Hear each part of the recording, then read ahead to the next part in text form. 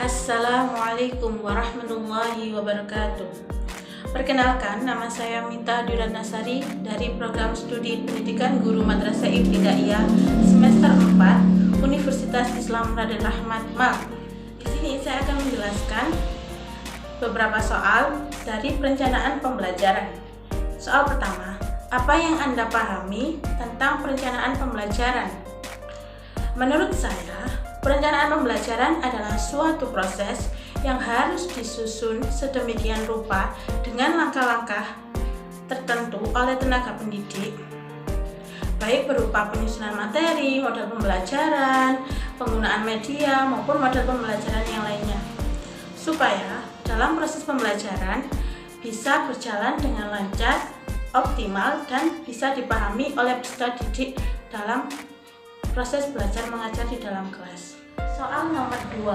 Bagaimana menurut Anda perencanaan pembelajaran yang baik itu? Menurut saya, perencanaan pembelajaran yang baik itu sangatlah penting dalam sebuah kegiatan pembelajaran di dalam kelas. Karena dengan adanya perencanaan pembelajaran yang baik memudahkan siswa dalam menyerap atau memahami materi yang sedang diajarkan oleh peserta didik. Selain itu, juga memudahkan tenaga pendidik dalam menyampaikan materi pembelajaran yang sedang diajarkan kepada peserta didik.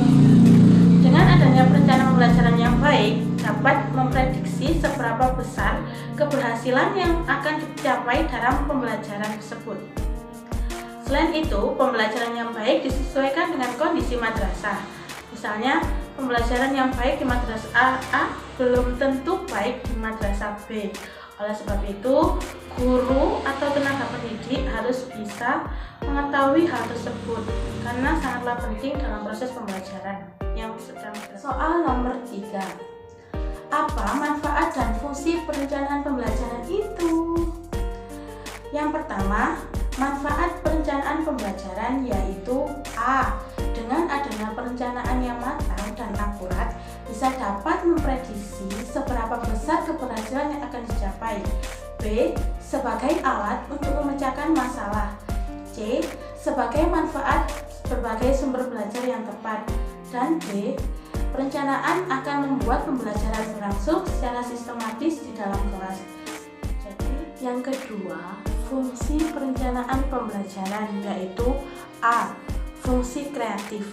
Dengan adanya perencanaan yang matang, dapat memberikan umpan balik yang bisa menggambarkan kelemahan yang ada, sehingga bisa meningkatkan dan memperbaiki program perencanaan pembelajarannya. B. Fungsi inovasi. Inovasi akan muncul jika direncanakan, karena timbul adanya kelemahan dan kesenjangan antara harapan dan kenyataan. C. Fungsi komunikasi. Perencanaan yang memadai harus dapat menjelaskan kepada setiap orang yang terlibat dalam proses pembelajaran, bahkan juga dengan pihak eksternal seperti orang tua dan masyarakat. D. Fungsi prediktif. Perencanaan yang dapat menggambarkan berbagai kesulitan yang akan terjadi dan menggambarkan hasil yang diperoleh dalam pembelajaran.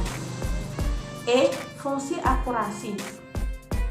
Fungsi yang mengukur setiap waktu yang diperlukan untuk menyampaikan bahan pelajaran tertentu, sehingga dapat menghitung jam pelajaran secara efektif.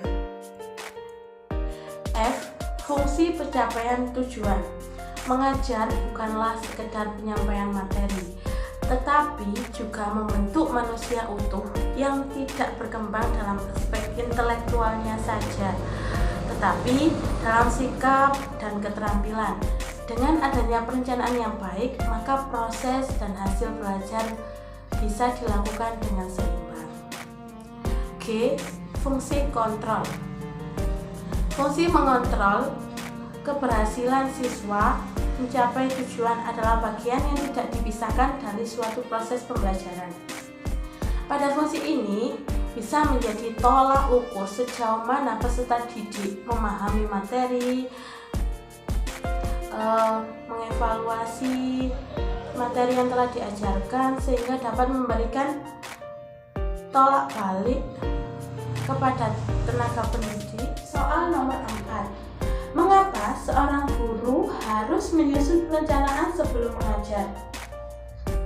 Menurut saya, karena ketika seorang tenaga pendidik atau guru merencanakan pembelajaran sebelum mengajar, agar untuk memudahkan menyampaikan materi yang akan disampaikan secara tersusun dan keseluruhan kepada peserta didik, sehingga meminimalisir kelupaan mengenai materi yang akan disampaikan kepada peserta didik pada saat proses mengajar di dalam kelas. Demikian yang dapat saya sampaikan, kurang lebihnya mohon maaf. Billahi taufiq wal hidayah. Wassalamualaikum warahmatullahi wabarakatuh.